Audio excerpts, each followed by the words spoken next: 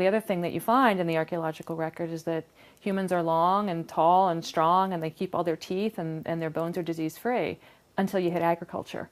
And then suddenly everybody shrinks 6 inches and they lose their teeth, and their bones are riddled with disease. This is Peak Moment. We are living at a peak of human innovation, information, wealth, and health. But we're also at a peak of population and consumption, with rising temperatures and declining resources fueled by cheap oil and gas. Peak Moment Television, bringing you examples of positive responses to energy decline and climate change through local community action. Hi, welcome to Peak Moment. I'm Janaea Donaldson. My guest today is Lierre Keith, who's a writer and author and radical feminist. Her book is The Vegetarian Myth, and I need to tell you, Lierre, thank you for being with us.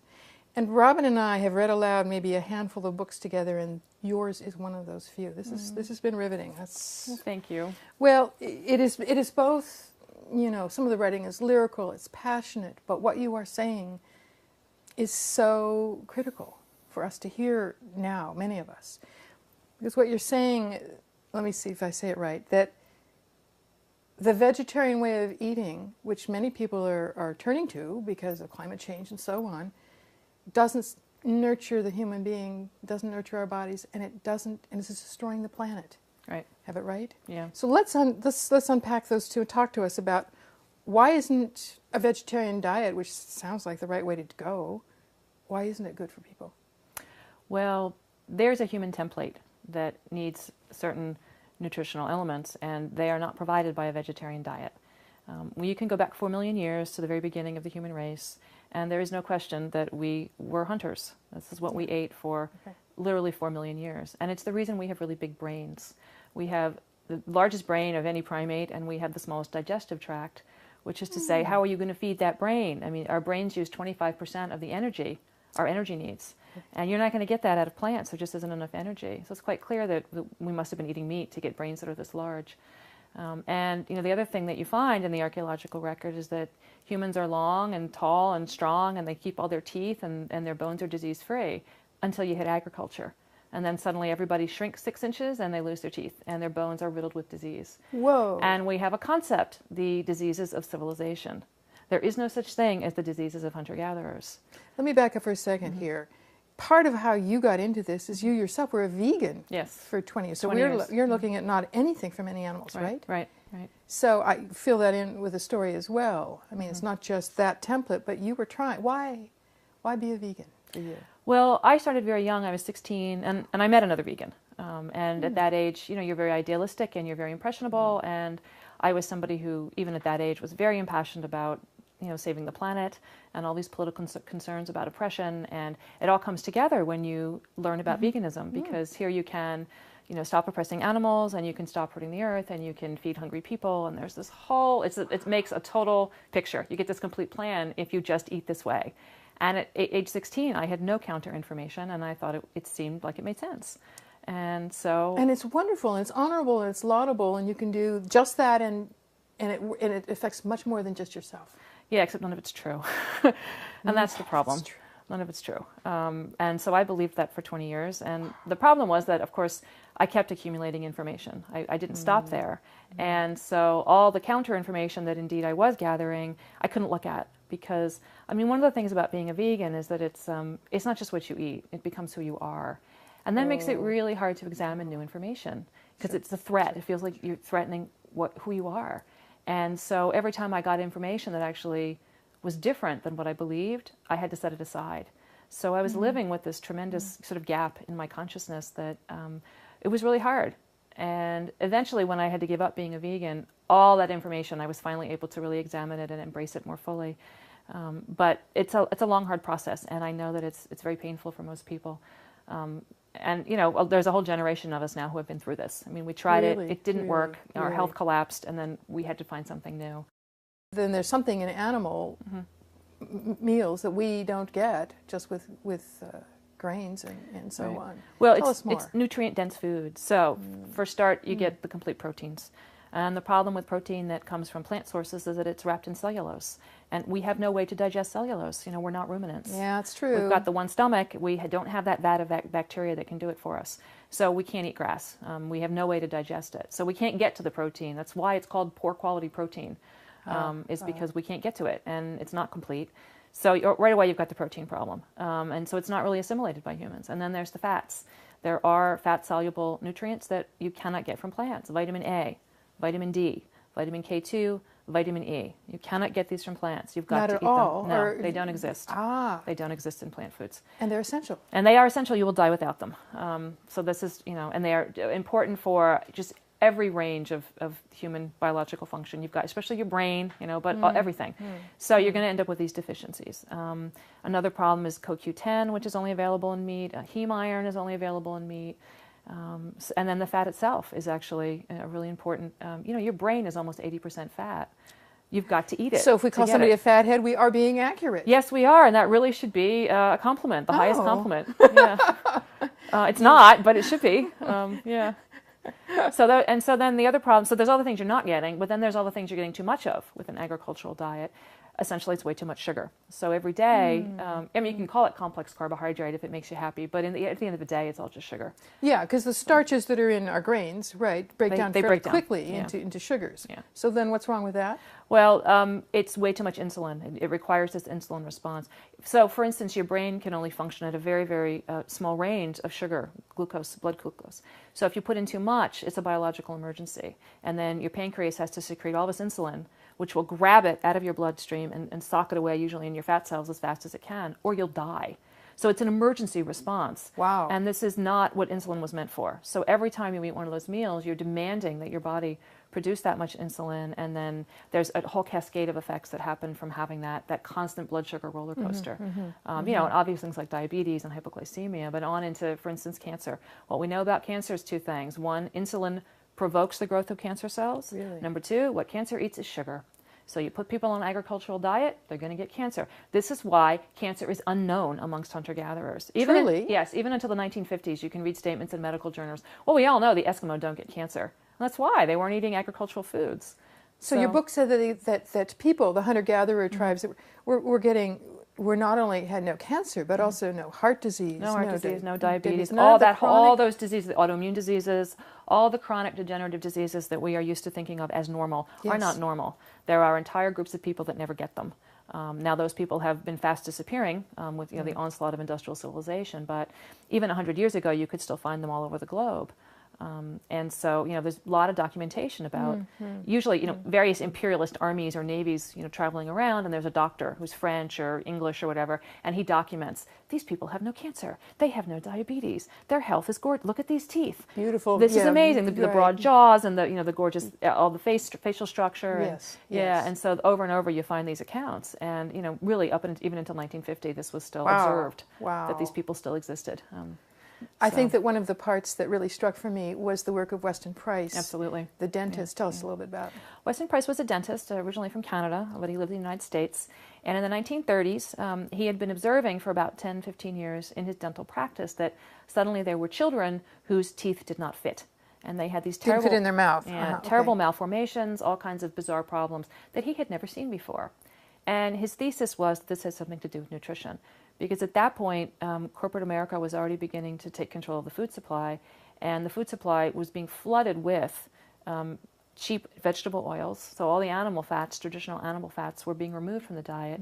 Cheap vegetable oil and lots of white sugar and white flour. And he believed that this was why all of a sudden these terrible dental problems were popping up in young kids. So he decided to test his thesis, and he and his wife, Flora, was a nurse. They traveled the world. They decided they were going to hit every continent, on which humans lived, and try to find at least one group of people that achieved perfect health. And that meant freedom from chronic and degenerative diseases. It meant freedom from mental illness. It meant ease of childbirth, generation after generation. So, women go into labor 4 hours later, there's a baby, real easy. Yeah. Whoa. Yeah, because of the beautiful bone structure. And so on every continent, he was able to find at least one group of people that met that criteria. So, and no dental, dental problems, perfect teeth, no cavities. And so he started in Europe, and he went to Switzerland up in the mountains, and he found these people. And he also went to the Outer Hebrides, way off of Scotland, and found another group of people. So they were totally free from what he called the displacing foods of modern commerce. And I think that's the displacing foods of modern commerce. And eating their traditional diets, they achieved this perfect health. And so then they spent years going from continent to continent, traveling and finding these people and then documenting it. So photography had gotten just good enough that you could travel with it. So they were actually able to take pictures. Another 10 years, it would be too late. Most of these people would have disappeared, or their cultures would have disappeared. But that was the exact moment where photography and, the survival still of traditional peoples, it was just enough overlap that he could document it. So what kind of conclusion did he come to? Well, this is his brilliance, was because the macronutrient ratios are really different. Because people living in, the Outer Hebrides are going to eat something really different than people in Central Africa. Sure. But what he realized was that it was the animal fats, especially, that the vitamin A, the vitamin D, vitamin K had not been discovered yet in the lab. He knew there was a third nutrient, but he didn't know what it was. Wow. And he's been proven correct. It was K2. So there were these three nutrients that were very condensed in animal foods, animal fats, because all these people, what was considered sacred were these animal foods. So it was usually something like raw liver or fish eggs, but it's the fattiest part of the animal is the most nutrient dense. Meat is at least 100 times more nutrient dense than vegetable matter, and the organ meats are at least 100 times more nutrient dense than the muscle meat. Wow. And in this culture right now, it's complete insanity. Nobody eats organ meats. We throw them out. Right. We're eating the stuff that people used to leave for the dogs and the scavengers. That's what we're eating. Wow. And we're giving the dogs and the scavengers the good stuff. I mean, it doesn't really make a lot of sense, but those are the most nutrient-dense parts of the food. And everywhere around the world that he found these healthy people, those were the foods that they valued above all else. Usually they had sacred ceremonies involved in eating them. And so that was what he found, and it was the nutrient-dense foods, especially the fats, the fat-soluble vitamins, and then a high level of minerals as well. The human body actually can't absorb minerals without the presence of fat. Really? Yeah, and this is one of the problems with the low-fat diets, of course, and this is why you're seeing osteoporosis everywhere, and this is one of the problems I ended up with as a vegan is I have a degenerative disease of the spine, and I can tell you that's how I did it. Now I understand what happened.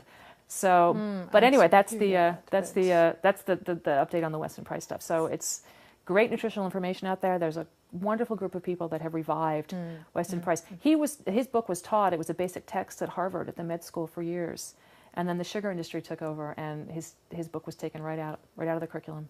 Literally, the sugar industry said you can't do this, and they took his book out. Whoa. So, well. I mean, are we surprised? No, not entirely, but it seems to me that the food industry has stolen good nutrition from us, because we also, I mean, I was raised with you eat low fat and you eat vegetable fats, right? And this puts a lie to that. I mean, people are still saying the way to lose weight is you have a low fat diet, right? Which means you're starving everything. Yeah, right. From your brain on down. People who eat low fat diets have like 4 times the suicide rate, and not just suicide, but violent death and murder rate. So, you're not stable when you don't get enough fat. The agricultural diet, something like, 80% of the calories, or you said, that people all over the world are getting is coming from cereal grains. Right. Why not? I mean, less carbon, you don't have all the cattle, emitting methane. That's what I would say vegetarians are probably saying, is it's going to be better for the planet and better for humans. Right. What they're using for those statistics is the factory farming model. And I think that we can all agree. I mean, anybody with a beating heart should know that this is just completely, it's on every level, morally, ethically, I mean, spiritually even. I think we all can agree that factory farming has just got to go. Factory farming didn't exist until 1950. And the reason that we have it is because corn became so cheap. So you got to ask about, 5 previous questions to this. Why did corn get so cheap? Well, the Green Revolution. And what this was is people figured out how to take oil and gas and turn it into nitrogen fertilizer. So when oil and gas were cheap and abundant, it meant that fertilizer was really cheap. And then they also did a lot of plant breeding and now, of course, genetic engineering so that corn could, so that all the plants they grow, they didn't produce anywhere near as much of the cellulotic stalks and the leaves, and instead put way more energy into producing the grain itself. Right. So that's these Green Revolution crops. So put that together with the cheap fertilizer, and literally there's this mountain of corn that's produced from the 50s onward. It had nowhere else to go. I mean, it was so cheap. And from that point forward, it made economic sense to take animals off their habitat, off the farms, grass, and essentially put them in cities. So now they live in concrete, and they're fed corn, which is not their native diet. It kills them. I mean, if you're eating grain-fed beef, you're eating a sick animal. You know, they corn-fed. Yeah, corn-fed beef. Corn-fed, Yes. yes, absolutely. Grain-fed, Right. yes. It's the last thing. It's not their native. It kills them literally. It burns holes in their stomachs. It destroys their livers. Which is why we give them antibiotics and other Yes, stuff. exactly. It's the only way that they're going to survive those 60 So days. we in are the all eating field. sick meat. Yeah, we are. We are. And the reason that that's possible is because of the fossil fuel. So yes, when you do these statistics based on what happens in a feedlot, it's going to look like, wow, all these resources go to this. But to back it up one more step, that's not the reason that corn is being produced. It's not because there's a demand for factory farmed animal products, and this is not an excuse for eating them, but withdrawing from factory farmed meat will not stop a single farmer from overproducing corn. The reason it's being produced is because there are 6 corporations that control the world food supply. They have a monopoly, and they're able to drive the price of corn below the cost of production. And this means that every year in farm country, these poor farmers have to produce more corn, and they still can't make a profit. So then they have to produce more, and every year there's a bigger surplus, the price goes lower, so then the next year they have to produce even more. So they're on this hideous treadmill, and the number one cause of death right now in farm country is suicide. It's suicide. There's serfs. There's no way for them to ever get ahead. And then the government steps in and provides a subsidy to keep them, just enough money so they don't go bankrupt. The corporations do not own the land, and you need to understand why. If they owned the land, they would actually have to pay the farmers a salary. And this way, and they are very upfront about this, they don't have to pay them. They said the farmers will work themselves until they're dead, and we don't have to pay them. The government steps in instead. And this is our tax dollars at work. Whoa. It's completely corrupt. That's why there's this mountain of corn. It has nothing to do with the fact that animals are being tortured in factory farms. So we've had this backwards for about 30 years. And the people who originally wrote the books about this didn't understand it because they're not from Nebraska. And so it looks like it makes sense, but it's not actually accurate. And I got to say, that's the one part of the vegetarian myth that really bears no relation to reality. Some of it at least is true to a certain extent, but this is just completely wrong. And then the other half of that is, well, if you eat this way, you'll feed the hungry people. It's not true, because it's just like Walmart. I mean, we all get this concept. Walmart comes to town. They sell everything really cheap. Right. They drive all the local businesses out, Right. and then they have a monopoly. Well, it's the same model. Cargill or Continental, these huge grain.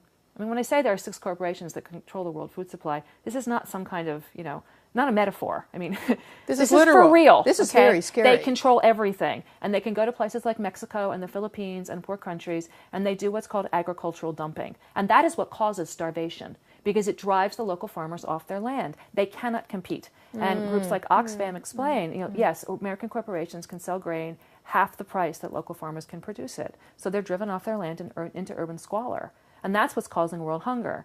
So the last place in the world that you want to put those cheap commodities is near chronically hungry people, because it's destroying those local economies the world over. So again, we've got this part of it backwards. It's kind of crazy. And it's not truly feeding people. Yes, right. We've got this other problem, which is that agricultural societies are always on overshoot, and that would include, the current situation. The problem is that as you're drawing down, agriculture is drawdown, and you need to Yes, we'll talk good. about Talk about All right, agriculture. okay. Why is that even not healthy? All right, so you got to understand what agriculture is. In very brute terms, you take a piece of land, you clear every living thing off it, and I mean down to the bacteria, and then you plant it to human use. So this is biotic cleansing. I mean, we all know what ethnic like cleansing genocide. is. Yes, it is, but it's of biocide. all life. It's biocide. It's biotic cleansing. I remember you saying something like 1 million different organisms in 1 tablespoon. Yes, Something. and It's that's like what we kill when we do living. agriculture. So in nature, you've got a few different templates, but it's all the same idea, which is a whole bunch of different plants, and they all live a long time, and they all communicate with each other, and they all form a community. And their basic goal is to create more life, and the way they do that is by creating soil, because soil is the basis of land life. So they protect it. So all the material, whether it's trees or plants or whatever, they're protecting the soil from exposure. Their roots literally hold it in place. And then there's all the biological functions of the bacteria and the other microorganisms that either degrade dead matter, and they make the nutrients available again, and the plants draw it back up. And the other thing that plants do, the perennial plants anyway, the long-lived plants, they have very deep root systems.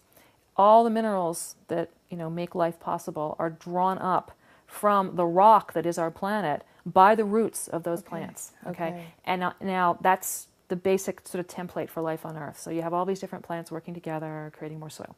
The problem with agriculture is that it wipes all those plants out, and you're only planting 1 or 2 plants, and these are annuals, they're not perennials. So they're short-lived. So you have to keep wiping it off every year. Every single year, and this is a war. And this is why, Iowa alone uses the energy equivalent of 4,000 Nagasaki bombs every year. And I say this is in fertilizer? Yes, yeah, that's how much. And in other kinds of energy, other kinds of energy use. You need those big machines to get out there and clear it. the world does not want to be a monocrop. I mean, nature does not recognize this as a living system. And she does everything in her power to repair that wound. Agriculture is a wound. So it's a war every single year. You're driving out the plants and the animals that need a home. I mean, this is a nice way to say extinction. And this is what agriculture has done around the globe. We're out of continents, okay? It's been drawdown of soil, of species, of water, and it's been 10,000 years we've trashed the planet. I remember thinking about the Fertile Crescent isn't fertile. I mean, Please, it's desert. it's a desert. Yeah. You know, There was the cedar. It was gardens. cedar trees so thick sunlight never touched the ground. And this is my favorite Derek Jensen quote, where he says, "You know, forests precede us, and deserts dog our heels." And that is the path of agriculture around the globe. And it's we've hit the end. I mean, there are no more continents. We've been out of soil since 1950, and we are on. You know, we're at the cliff. The human race is at the cliff. And that's probably the main reason that I wrote that book, is because the people who care the most are environmentalists. And even of them, I would say that the most impassioned people are probably the vegans. And the values are not the problem. So justice, sustainability, compassion. We have the right values, and we've got the passion to institute them. But this vegetarian vegan diet we've been pointed in the wrong direction for 30 years. And I want people to understand the real damage that's being done to this planet and what it's going to take to really repair it. Because we are going to have to give up agriculture if this planet has any hope. How can we give up agriculture and still feed the 7 billion? Nothing we can do is going to feed those 7 billion. Nothing that we do. So the question is, are we going to have a soft landing or are we going to have a crash? And if we could get all the institutions that rule the planet on board, we could have a soft landing. This would not be that difficult. I don't see evidence that we are going to, is the problem. I think that that the privileged are going to hang on to this until the very last moment. And I think that things are going to be very ugly. I hope that things will be different. And, you know, part of my goal in writing this book and my subsequent book is to get people to understand. First, we have to identify the real problem. And then we have to identify, well, what solutions would actually match the scale of the problem. And people get very upset when you talk about population, but we don't need to be upset. There's really only two reasons that we have overpopulation, and one is global capitalism, and the other is patriarchy. What we know about, you know, people's reproductive lives is that when they're poor, they have more children, and that when women cannot control their own fertility, they have more children than they want to. The number one thing you can do, to reduce the birth rate is to teach a girl to read. Because when you give women just even a little bit of empowerment, then they can control their reproductive lives. And that is the number one thing. So we're all going to have to be feminists to save the planet. You know, gosh, what a shame. And we've got to stop the rich from stealing from the poor. So we're going to have to be against global capitalism. Well, honestly, these are things we should be doing anyway, because justice should call us to these. But if we could do those things, indeed, the birth rate would drop pretty quickly. I mean, we're all going to die one day. We just need to reproduce at less than replacement levels. So what you're doing is you're doing a decline. That's your soft landing. That's the soft landing. That's the soft landing. And meanwhile, having to shift our agriculture away from these huge annual grains. Right. And to repair the planet. Ah. Well, this is, you know, my slogan is repair, restore, rejoin. So we have to repair the forests and the grasslands, and then we have to restore the animal cohort that should live there. And my big passion right now is the grasslands of North America, the prairie, that we need to restore the prairie. Now, I'll walk you through one scenario here. Given enough rainfall, in a lot of areas, you can take 1 acre of land, and you can do two different things. On that acre, you can wipe everything off it, so drive everybody off, kill everybody. And I mean, like, literally down to that bacteria, you know, down to the little tiny microorganisms that are making it all possible. Kill everything. Plant it to corn, dump a whole bunch of fertilizer on it. A whole bunch of that fertilizer is going to run off, take the topsoil with it into the water, kill the local river, all the fish, everybody's dead, okay? Water table's going to keep dropping. The trees are gone now, too, because they can't reach the water. You're basically looking at a desert, you know, at some point. Anyway, with all that corn that you can grow on 1 acre, you can then take it to tortured animals living on concrete, feed them that grain, and at the end of the year, you've got 2 cows that people can eat. Okay. On that acre of land, you can leave it alone. Yes. You can still have all the prairie that should be there, all the animals that need to live there.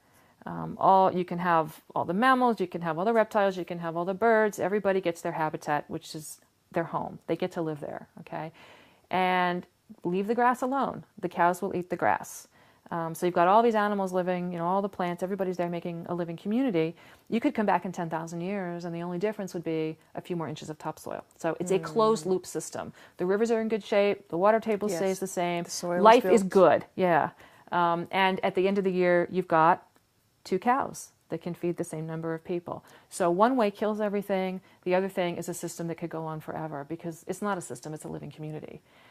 So, you know, these are our choices. It's insane. Whoa. It's insane. We took 60 million bison in this country and turned it into 40 million tortured cows and destroyed the continent in the process. It doesn't even make any sense. But this is the insanity of industrial civilization. Which actually leads us here in our last 2 minutes.